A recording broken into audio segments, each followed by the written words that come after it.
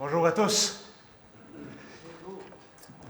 Je le sais que vous êtes habitués qu'on vous dise qu'on est content de vous voir ce matin, mais c'est pas le cas matin. À pareille heure, la semaine passée, j'étais à 31 degrés au soleil. Ah. Et depuis, je suis dans la dépression saisonnière. Oh. Pauvre petit gars.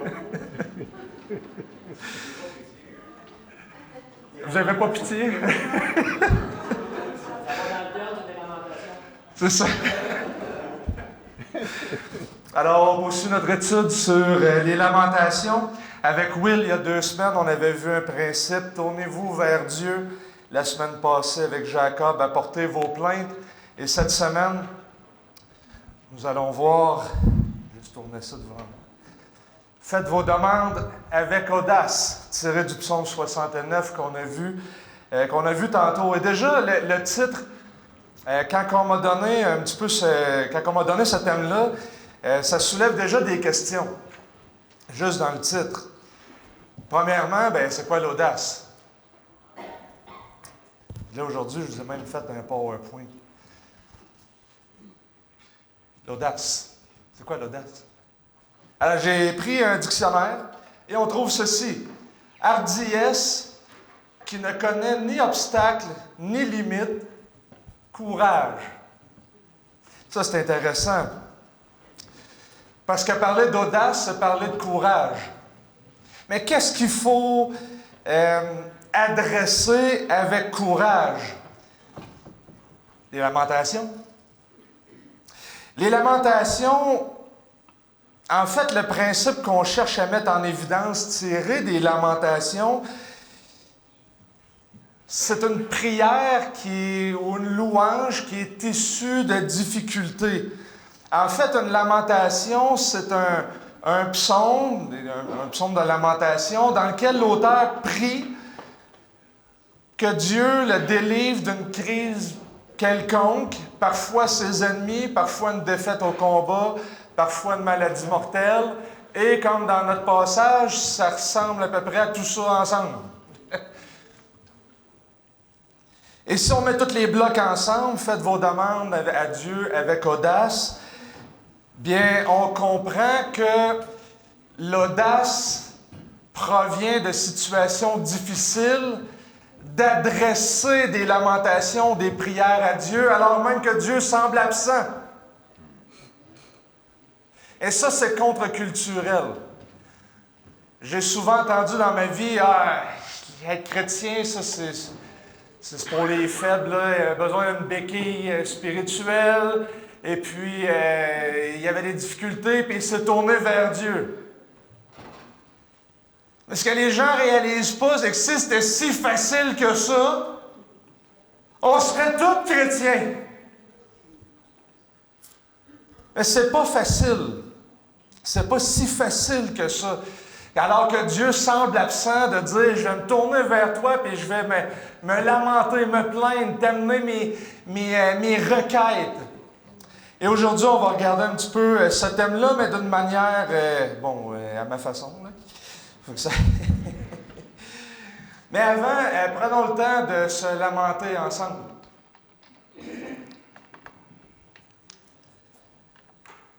Seigneur, entends les plaintes de mon cœur ce matin. Cette semaine, j'ai appris qu'un ami, un jeune père de famille de 3 enfants, s'est fait annoncer qu'il était pour avoir potentiellement un cancer incurable. On va le savoir prochainement.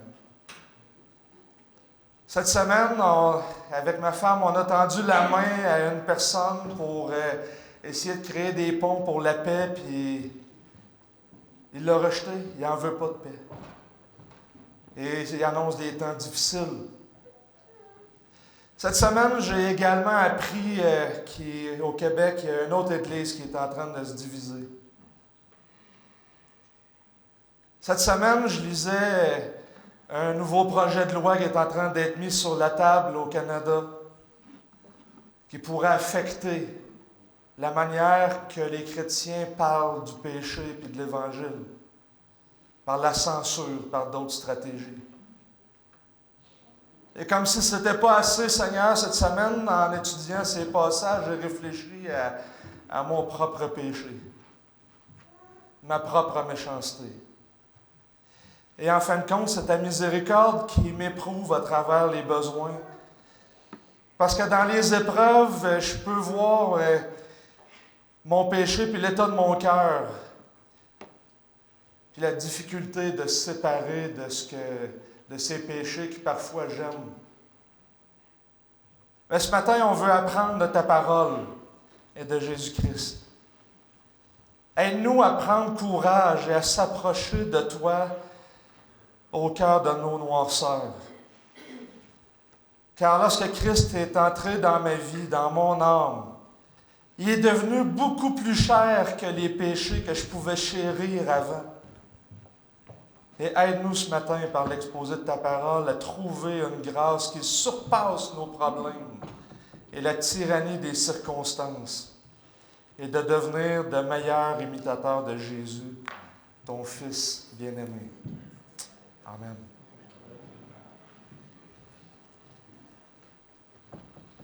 Commençons par au moins deux petites réflexions sur le psaume 69. La structure.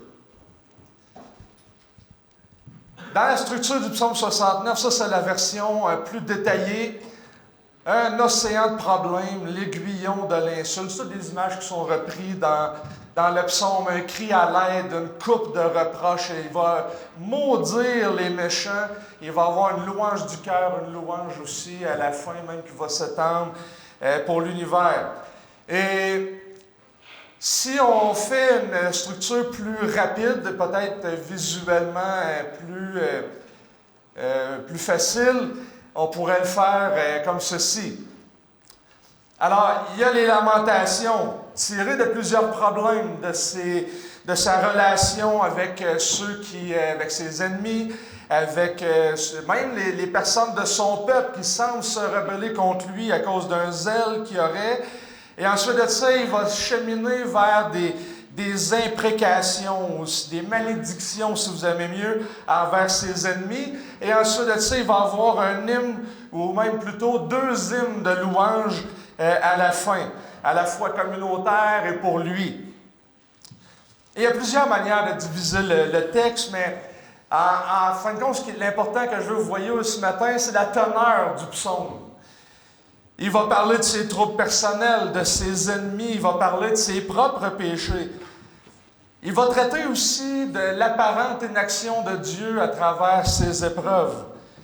Et aussi, et surtout, le fait que sa souffrance ne semble pas provenir d'un péché qu'il aurait commis, mais plutôt d'un zèle pour Dieu. Et donc, il faudrait noter aussi que le psaume 69, il est cité dans plusieurs passages dans le Nouveau Testament. Au moins à 7 reprises, je ne les lirai pas toutes, mais sont ici. Il y a 7 ou 9 reprises, là, mais il y a au moins 7 versets dans le psaume 69 qui est repris dans le Nouveau Testament. Dont un, parce qu'on est dans le thème de Pâques, dont un dans Jean 2, 17, où ce que Jésus va connecter un de ces passages-là avec l'idée de résurrection. Et ça, c'est intéressant. Tournons dans Jean chapitre 2 et lisons cette section. On est en train de préparer la Pâque à travers des lamentations. Et j'ai suggéré d'utiliser le psaume 69 parce que Jésus, dans le fond, devient notre modèle. Mais il va citer un psaume de lamentation et faire une connexion directe avec la résurrection. Lisons Jean chapitre 2, versets 13 à 22. Et là, en plus, notez le contexte. La Pâque des Juifs était proche. Et Jésus monta à Jérusalem. Il trouva établis dans le temple les vendeurs de bœufs, de brebis, de pigeons et les changeurs. Il fit un fouet de cordes et les chassa tous hors du temple, ainsi que les brebis et les bœufs. Il dispersa la monnaie des changeurs, renversa les tables. Et il dit aux vendeurs de pigeons, ôtez cela d'ici, ne faites pas de la maison de mon père une maison de trafic. Et notez le verset 17. Ses disciples se souvinrent qu'il est écrit, le zèle de ta maison me dévore. Ça, c'est le psaume 69, verset 10. Les Juifs prirent la parole et lui dirent, quel miracle nous montres-tu pour agir de la sorte? Jésus leur répondit, détruisez ce temple et en 3 jours je le relèverai. Les Juifs dirent, il a fallu 46 ans pour bâtir ce temple et toi en 3 jours tu le relèveras. Mais il parlait du temple de son corps. Et là, notez le verset 22. Quand il fut ressuscité d'entre les morts, ses disciples se souvinrent qu'il avait dit cela et crurent 2 choses, l'Écriture et la parole que Jésus avait dite. Et donc, ça pose une question vraiment intéressante. Parce que Jean pose la question, comment comprendre le psaume 69 à la lumière de la résurrection? Parce qu'après la résurrection, ils ont compris et l'Écriture, qui venait d'être citée, le psaume 69, et ce que Jésus disait par rapport à la résurrection. Mais la lecture du psaume 69, il ne parle pas de résurrection. Ça, c'est intéressant. En tout cas, pour moi. J'espère que vous trouvez la question intéressante parce que, en fait, je veux aborder le psaume 69 avec une question un peu plus étroite ce matin. Je vais aborder le psaume 69 avec cette citation de Jésus, mais comment Jésus peut-il s'approprier ce psaume et le mettre en relation avec la résurrection? Et là, on va se concentrer sur la citation « Le zèle de ta maison me dévore ». Et avec ce passage, je pense que ça va mettre en lumière un peu la teneur du psaume. On va voir les différentes, quelques ramifications qu'il peut avoir, mais en même temps, à la lumière de ce qu'on va voir avec la manière que Jésus va utiliser ce psaume, bien, ça va nous amener à considérer comment nous, on peut s'approprier cette lamentation-là. Christ étant notre modèle. N'est-ce pas? Alors, c'est un peu mon plan. On va regarder le psaume 69, après ça, la citation dans Jean 2, puis on va essayer de faire ce qu'on appelle, en termes théologiques compliqués, un wrap-up de tout ça. Je vais essayer de ne pas être super trop compliqué, là. Mais c'est bon d'avoir votre Bible, puis de voir un doigt dans le psaume, puis dans le Jean 2. Psaume 69. Excusez, j'ai mon petit signet ici. Verset 10. En passant, des fois, selon les traductions, il peut y avoir une variante là, au niveau de si on inclut l'introduction ou pas. Dans peut-être quelques Bibles, ça va être le verset 9 ou 10. Fait que soyez pas surpris, là, c'est juste une question de division de chiffres. Mais on lit au verset 10, « Car le zèle de ta maison me dévore. » Notez, premièrement, l'image. « Me dévore ». Littéralement, on pourrait utiliser aussi le mot « me consume ». L'image, c'est celle d'un feu qui dévore, qui consume, vraisemblablement jusqu'à la mort. Et son zèle est tellement offensant qu'il en subit l'humiliation. Et donc, l'auteur va chercher, au sein de sa souffrance, va chercher de s'approcher de Dieu, puis d'avoir la délivrance, puis une réponse à ses lamentations. Et déjà là, on voit les 2 premiers principes qu'on a vus dans les dernières semaines. Un, adresse tes lamentations à Dieu. Approche-toi de Dieu, puis ensuite de ça, bien, adresse-les à Dieu. Fait qu'on voit ça ici. Mais en plus, on voit son audace, tu sais, puis même, il va aller beaucoup plus loin, puis il va maudire le méchant, puis il va quand même avec courage, mais l'auteur veut chercher cette délivrance-là. Il y a probablement, le psaume 69, dans son contexte, c'est pas clair. C'est quoi exactement que l'auteur vit? T'sais, on n'est pas capable de mettre le doigt là, sur c'est ça qu'il vit. Là, il y a des psaumes que c'est le cas. 51, David, lorsqu'il ne trompe pas avec Bathsheba, puis là, c'est sa prière. Il y a d'autres passages où c'est clair. Mais ici, c'est pas très clair, mais il semble avoir une connotation royale, parce que c'est de David. David le roi. En plus de ça, on lit que c'est au chef des chœurs, sur les listes. Donc, c'est un psaume probablement royal, mis en poème en vue de probablement être chanté.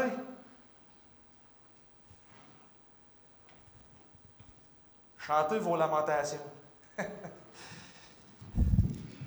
Pas la première idée qui nous vient en tête.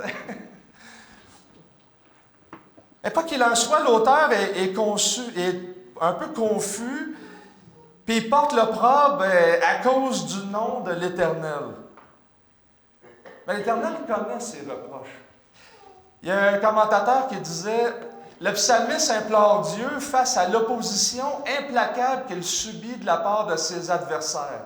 Leur hostilité découle en grande partie de leur refus de comprendre ou de partager son attachement profond pour le temple.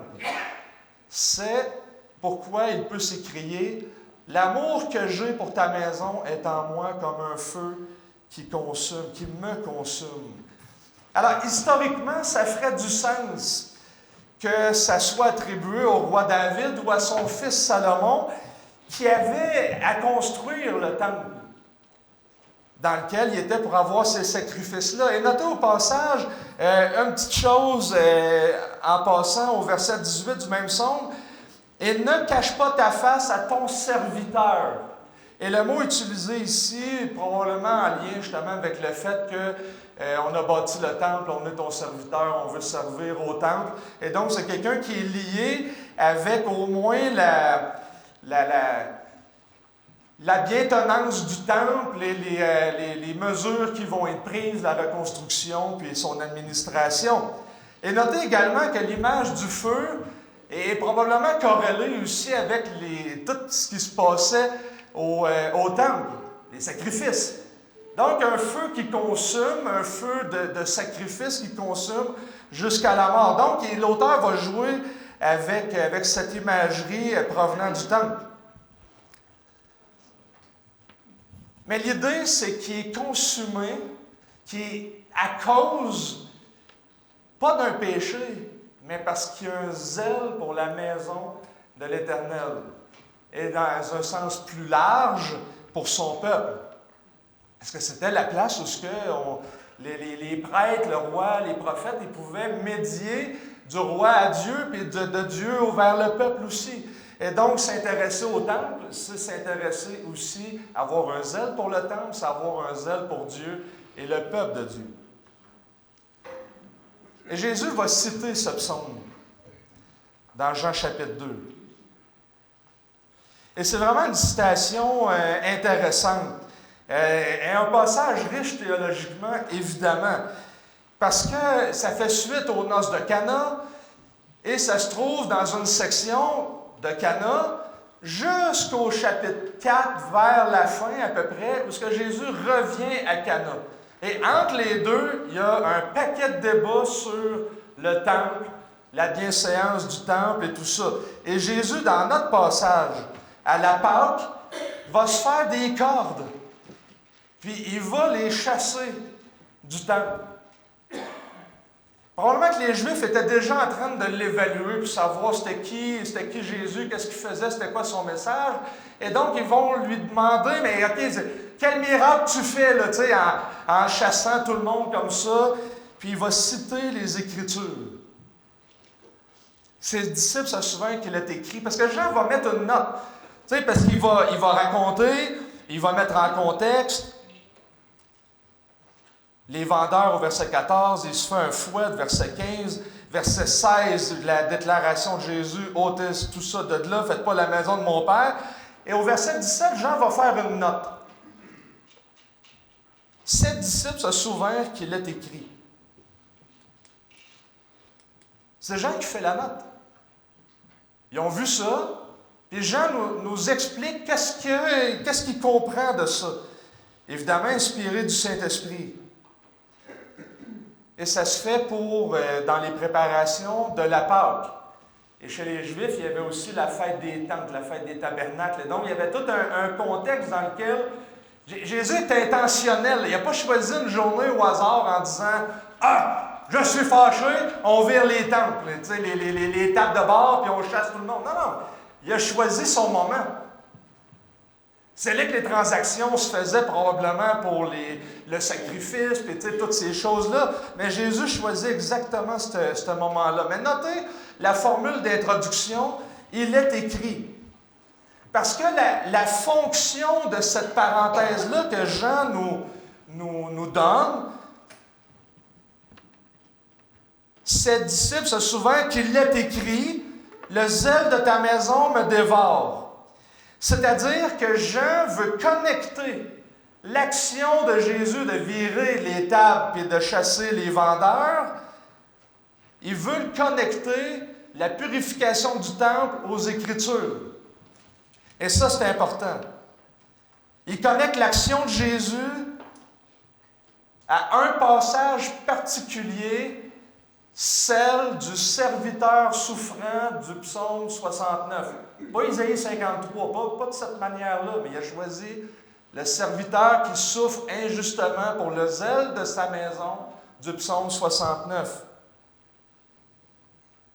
Deuxièmement, notez la nature du zèle de Jésus.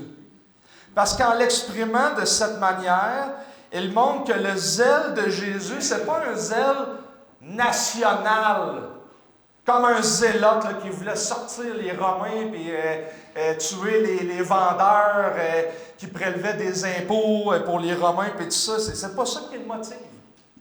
Il est motivé par la gloire de Dieu. Et il était prêt à enlever les obstacles qui empêchent quelqu'un de s'approcher d'une véritable adoration.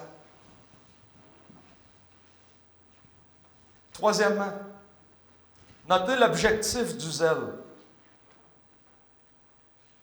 C'est que ça fait la transition à ce que les Juifs vont poser la question, quel est le miracle? Quel miracle nous montres-tu?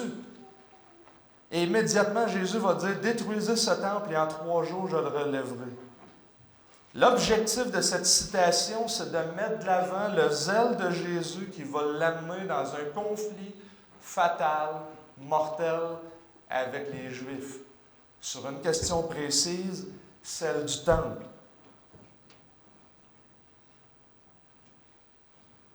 Et notez que la citation n'est pas limitée à son zèle. Mais est élargie au psaume 69 en entier, celui qui va souffrir, celui qui porte l'opprobre, celui qui est injustement persécuté. Entouré de ses ennemis qui veulent sa perte. Allons encore un peu plus loin. Parce que le 4e évangile veut montrer que le zèle de Jésus ne se limite pas pour le temple, mais ça englobe la nation au complet. Il se soucie du peuple. Mais il sait qu'il faut que ça passe par un changement de lieu par rapport à l'adoration. Et là, je vous ai mis mon petit paragraphe que je vous ai écrit. En sa personne, Jésus est censé restaurer, renouveler, remplacer et ou accomplir le symbolisme inhérent, c'est-à-dire qui est compris dans la fête des tabernacles et la Pâque, et restituer le peuple de Dieu en tant que nouvelle communauté messianique. C'est ce qu'on voit dans ce cycle de Cana à Cana. Parce qu'au chapitre 3, après, il va être confronté immédiatement à Nicodème. Et là, il va le confronter avec la question du royaume. Et après ça, au chapitre 4, il va avoir les Samaritains. Puis il va rencontrer cette femme samaritaine. Et c'est dans ce passage que Jésus va citer que si vous croyez en moi, vous allez avoir des fleuves d'eau vive qui vont sortir de vous, qui est une citation de 3 passages dans l'Ancien Testament. Ézéchiel 38, un dans Osée, puis l'autre qui est dans Zacharie. Mais les 3 textes que Jésus va citer à cette femme, ou les fleuves d'eau vive, et tout ça, c'est 3 passages qui concernent le temple. Jésus sait qu'il faut que l'adoration change. Il faut que ça passe de ce temple à ce temple qui était lui. Et c'est pour ça que les auteurs ils disent, mais il parlait du temple de son corps. Et c'est pour ça qu'au chapitre 4, il va expliquer, on n'adorera plus sur cette montagne ou sur telle autre montagne, mais en esprit et en vérité. Et pour avoir une véritable adoration, Jésus savait qu'il fallait que l'adoration change de lieu. Et il va utiliser cette citation justement pour passer de ce temple à ce temple. Mais les Juifs l'ont compris littéralement. Mais là, ça a pris 46 ans à bâtir Et toi, tu vas le faire en 3 jours. C'est ça le miracle que tu nous montres. Et là, les disciples, ils commencent à comprendre. Et notez que Jean voulait que vous lisiez au moins 2 fois son évangile. Mais mettez-vous dans la peau d'un chrétien du 1er siècle qui lit ça la première fois, là, qui n'est pas trop au courant de ce qui se passe. OK, le prologue, après ça, OK, de Jésus, miracle à Cana. Il arrive là, OK, après la résurrection. Quelle résurrection qui parle? Et là, tu arrives à la fin de l'évangile de Jean, tu as tout le récit. Et là, après ça, tu peux relire l'évangile à la lumière de la résurrection et comprendre ce que Jésus disait et les Écritures. Fait qu'au moins, si vous lisez Jean, faites-le 2 fois. Donc, il voulait qu'on comprenne la relation entre son corps et le temple. Et donc, les Juifs lui demandent quel miracle tu fais, puis en 3 jours, je vais détruire ce temple, en 3 jours, je vais le relever. Bon, en quoi la destruction de la reconstruction du temple est liée à la mort et la résurrection de Jésus? Le texte passe du temple de Jérusalem au temple de sa personne, le temple qui est l'habitation de Dieu, là où il rencontre son peuple. Mais ça, c'est un terme qu'on trouve au chapitre 1er de Jean. La parole a été faite chair et elle a habité parmi nous. Littéralement, c'est tabernaclé. Elle a posé sa tente. J'ai pu me pratiquer parce qu'hier, j'ai des témoins de Jéhovah qui sont venus chez nous. Et je les ai parlé de ça, puis ils étaient vraiment surpris. Tu sais. Alors, c'était pas une discussion très intéressante, mais c'est un thème qui est là. Dieu a habité, a posé sa tente parmi nous. Il a marché parmi nous. Détruisez ce temple et en 3 jours, je vais le relever. Mais il parlait du temple de son corps. Donc, il voyait la continuité avec le vrai temple, qui est lui-même. Et le zèle de la maison pour Dieu s'étend à son désir de rétablir la véritable adoration par la reconstruction d'un vrai temple, sa mort et sa résurrection.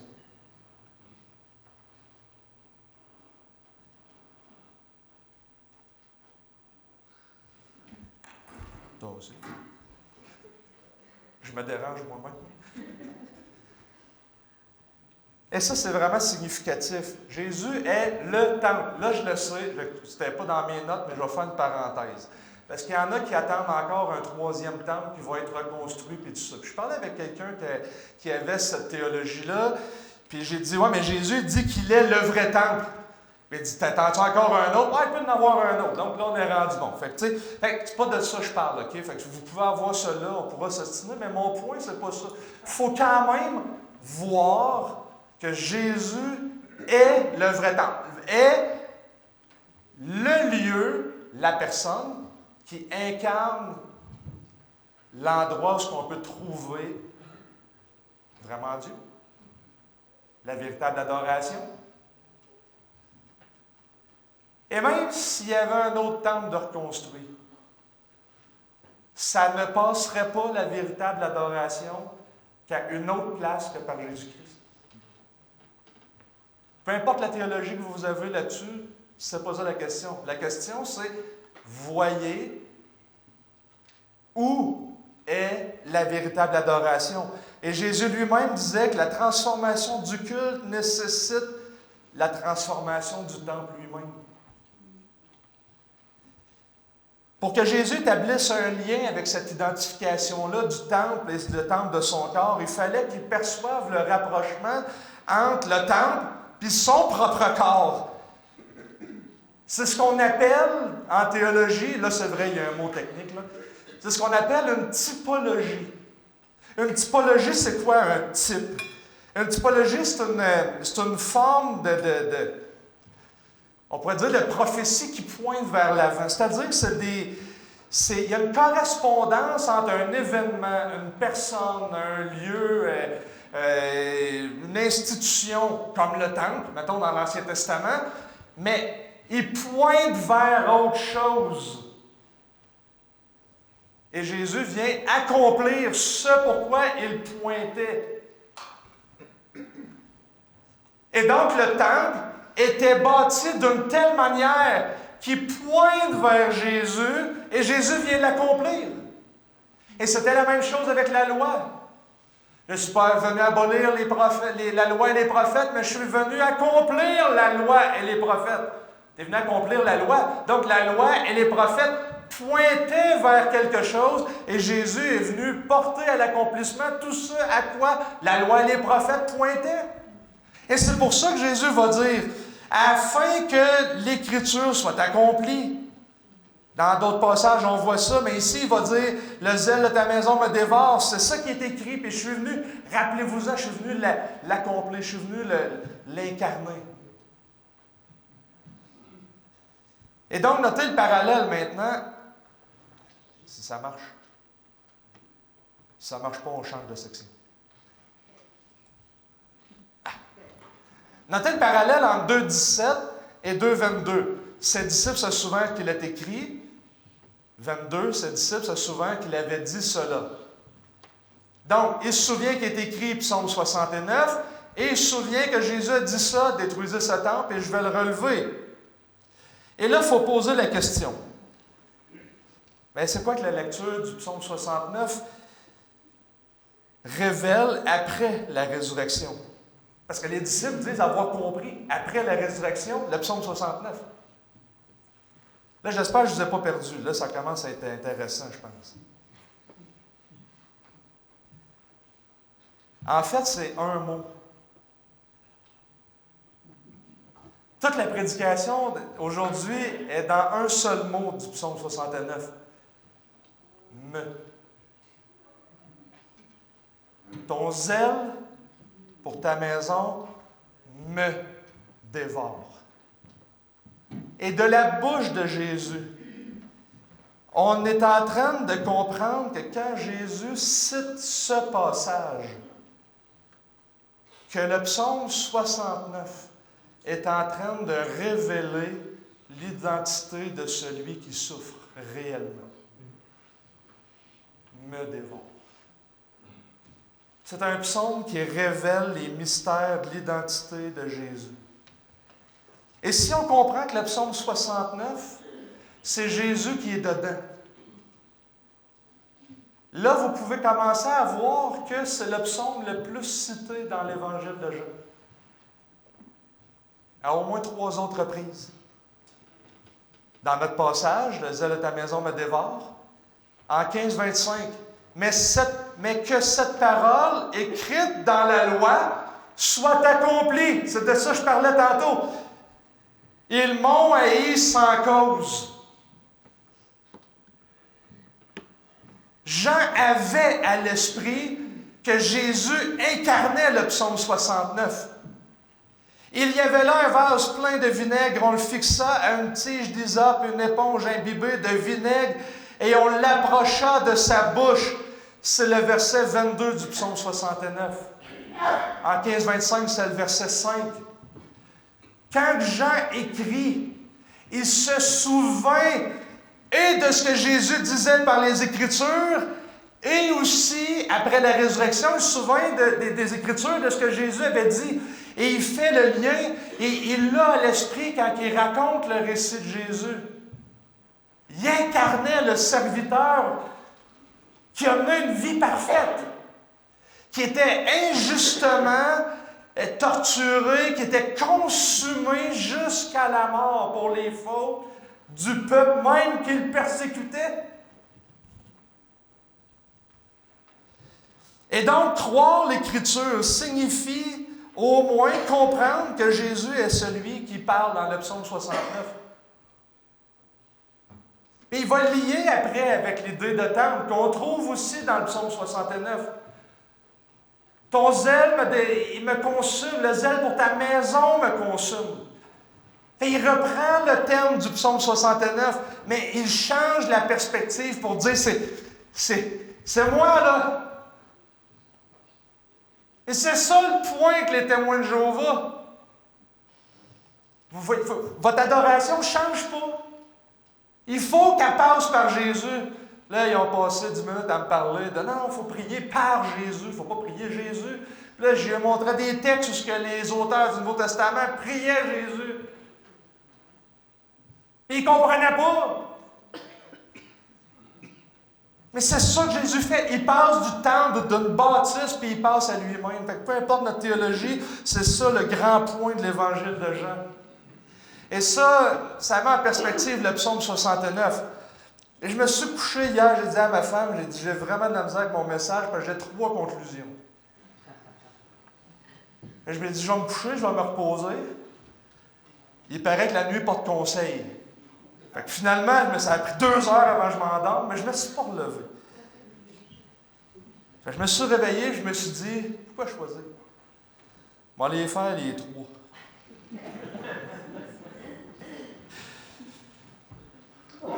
Il n'y a pas de conclusion 1, 2, 3. Là, j'ai fait un wrap-up pareil. Là, je me suis levé de bonne heure un matin. Puis... Mais revenons à notre thème, OK? Parce que le thème, c'est quand même faites vos demandes avec audace. Hardiesse, courage, qui ne connaît pas de limite ni obstacle. Et je le sais, OK? Je le sais qu'on va sûrement me dire que je suis quelqu'un de compliqué. Prendre un bout de verset, puis tout ça, puis parler, je le sais. Je reçois souvent cette... Mais quand on passe des heures à décortiquer, à analyser, chercher, comparer les versets, puis tout ça, je reçois cette critique-là. Mais j'aimerais vous poser une question. Quelle est la relation que vous avez avec les Écritures dans votre vie? Parce que, comment vous lisez les Écritures? Les lisez-vous? Déjà une première application. Finalement, j'avais 4 conclusions. Un des objectifs des chrétiens devrait d'être instruit dans les Écritures et d'être éclairé par les vérités des doctrines de la grâce et de l'Évangile. Et lorsqu'on découvre une vérité dans les Évangiles, comme celle-là qu'on vient de voir aujourd'hui, où ce que Jésus lui-même citait les Écritures, pour qu'on puisse voir qui était Jésus, puis comment que l'Ancien Testament, il y avait un mystère concernant sa personne qui est révélé, qu'on veut voir les ramifications qui sont là. On commence à aimer Jésus plus, beaucoup plus. Et la connaissance des Écritures vient avec aussi des bénédictions. Prenez par exemple dans 2 Pierre chapitre 1, que la grâce et la paix vous soient multipliées par la connaissance de Dieu, de la résurrection et de Jésus-Christ. Il y a quelque chose qui vient de la connaissance des Écritures. Privez-vous pas de ça. Je ne dis pas qu'il ne faut pas me critiquer, là, je ne suis vraiment pas parfait, puis des fois je mérite mes critiques, plus que tout le monde. Mais quand on commence à découvrir la manière que Jésus utilisait ce psaume, un psaume de lamentation, et qu'on commence à réfléchir que nous aussi, on est brisés. La différence, c'est que nous, on a des vrais péchés. Puis on a vraiment besoin de grâce. Puis que quand on nous propose les accolades des hommes, là, puis qu'on nous dit dans nos problèmes, là, lâche pas, ça va bien aller, t'es fort. T'es capable de passer à travers ton épreuve. T'es capable. T'es bon, t'es beau, t'es fin. Ça n'aide pas, ça. On reste sur notre fin. Parce que dans le chrétien, il y a une semence qui est implantée en lui, qui aspire et qui est attirée à Christ. Et Christ devient notre modèle pour qu'on lui ressemble. Parfois avec le cœur brisé puis les yeux remplis de larmes. Mais on sait qu'il est ressuscité. On le sait. Et ça, c'est toute une consolation et toute une espérance. Et ce psaume nous amène à considérer comment s'approcher de Dieu par Jésus-Christ, qui lui-même a souffert. Dans la vie du chrétien, ça peut se traduire des fois dans des moments difficiles de cette manière-là.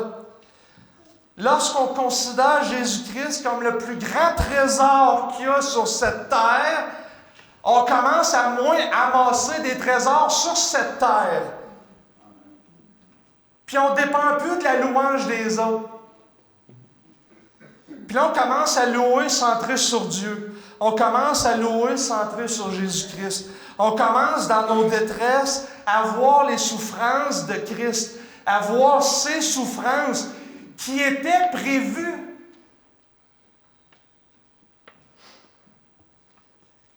Jésus va citer le psaume 69 dans Jean chapitre 15,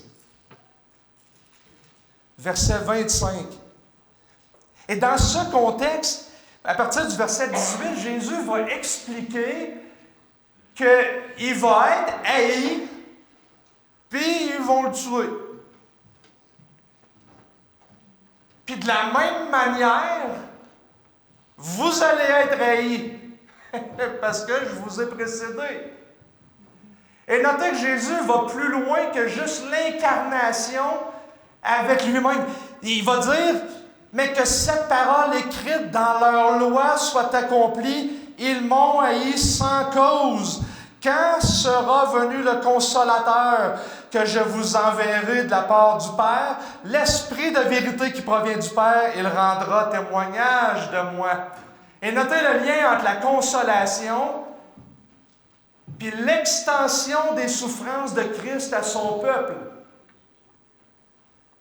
Parce que Paul va citer la deuxième partie de notre verset dans Romains 15.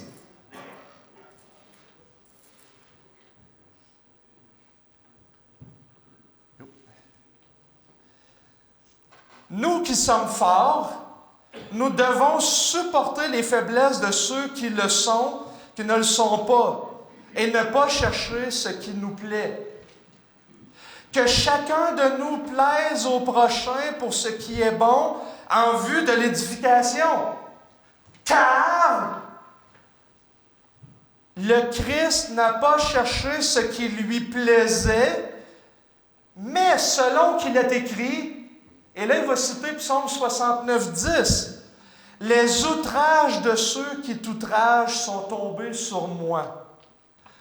Or, tout ce qui a été écrit d'avance l'a été pour votre instruction, afin que par la patience et par, notez-le, la consolation que donnent les Écritures, nous possédions l'espérance. » Continuons encore. « Que le Dieu de la patience et de la consolation vous donne d'avoir une même pensée les uns à l'égard des autres selon Jésus-Christ. » C'est comme si il reprend l'explication de Jésus dans Jean 15, puis après ça dans Jean chapitre 2, où ce que Jésus nous explique qu'il va souffrir, mais qu'il va nous envoyer un consolateur. Et Paul va tirer la conséquence de ça en disant, Les Écritures nous donnent de la consolation. Privez-vous-en pas.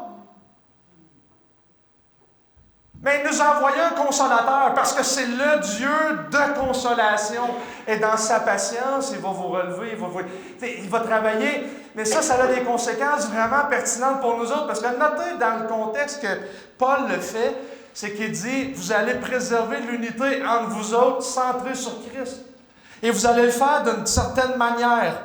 Vous allez vous supporter les faiblesses. Si tu es fort, supporte le faible. Cherche pas les accolades du monde. Cherche pas juste ce qui te plaît. Prends exemple sur Christ. Parce que ce qui a été écrit d'avance l'a été pour notre instruction. Sois patient, console avec les Écritures. Parce qu'on possède une espérance et elle est nourrie dans les Écritures. Mais vous n'êtes pas seul. Parce que Dieu, il est patient. Et c'est le Dieu des consolations qui vous accompagne là-dedans. Vous voyez, il y a un paquet de liens qui peuvent être faits. Et comprenez-vous ce que ça signifie? Ça signifie que le Seigneur a voulu que les lamentations les plus sombres soient exprimées en même temps que les espoirs les plus glorieux. Ça veut dire qu'il n'y a aucun événement, aussi noir soit-il, qui va surprendre notre Seigneur. Prenez courage. Paul, dans Romains 15, va lier le courage de s'approcher de Dieu. Faites connaître. Persévérer. La persévérance, ça demande du courage. C'est facile de lâcher et de dire, OK, moi je change j'arrête. Non. Paul, il dit persévère. Imaginez une génération au cœur brisé, remplie de Bible, dominée par un sentiment de la grandeur de Jésus-Christ, à genoux, au pied de la croix, désespérant dans leur propre effort, mais se reposant seulement dans le Dieu de consolation et d'espérance. Qu'est-ce que ça changerait? Mais ça changerait qu'on commencerait peut-être à se supporter les uns les autres, avec patience. Qu'on chercherait la consolation dans l'Église. Qu'on chercherait l'unité de l'Église. Qu'on ne chercherait pas la gloire des hommes, mais la gloire de Dieu réellement. Puis s'il fallait qu'on souffre pour ça, bien qu'on souffre.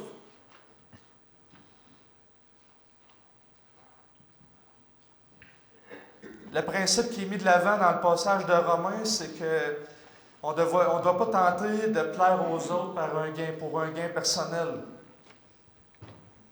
Mais il tire ça du psaume 69.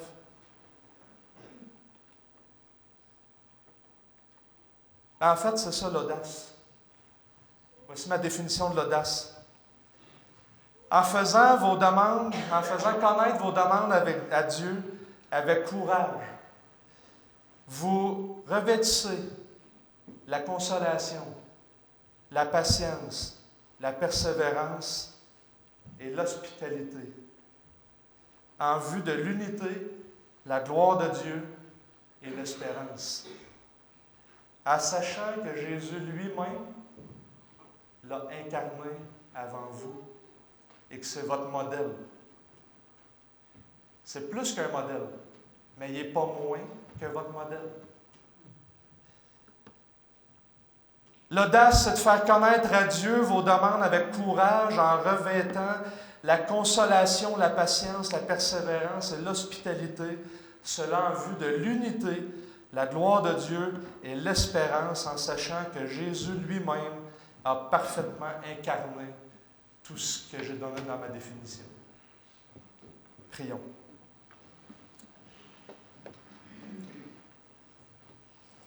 Seigneur Dieu, merci pour ta parole qui est vivante et qui tranche nos âmes, nos cœurs, nos pensées.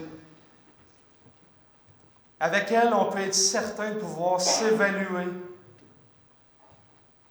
On peut être certain de tomber en dépression, puis et de vouloir mourir à la vue de nos péchés. Mais quelle grâce de rencontrer Jésus-Christ dans ce psaume,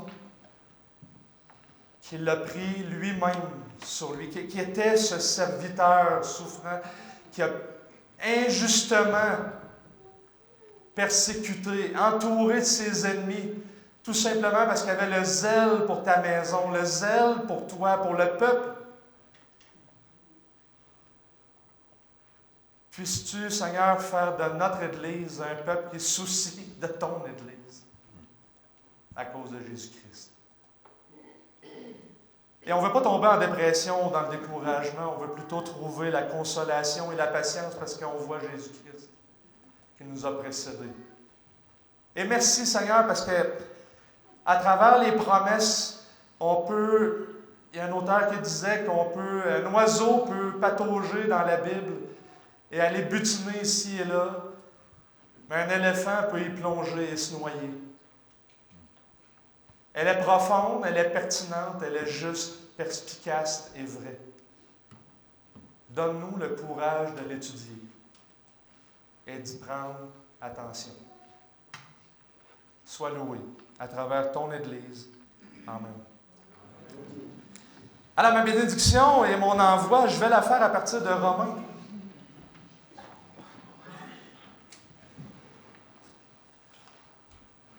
N'est-ce pas une bénédiction issue du psaume 69 que le Dieu de la patience et de la consolation vous donne d'avoir une même pensée les uns à l'égard des autres, selon le Christ Jésus, afin que d'un commun accord, d'une seule voix, vous glorifiez Dieu et Père de notre Seigneur Jésus-Christ. Quelle bénédiction! Vous pouvez avec assurance partir avec cette bénédiction, mais je veux vous envoyer. Regardez le verset après.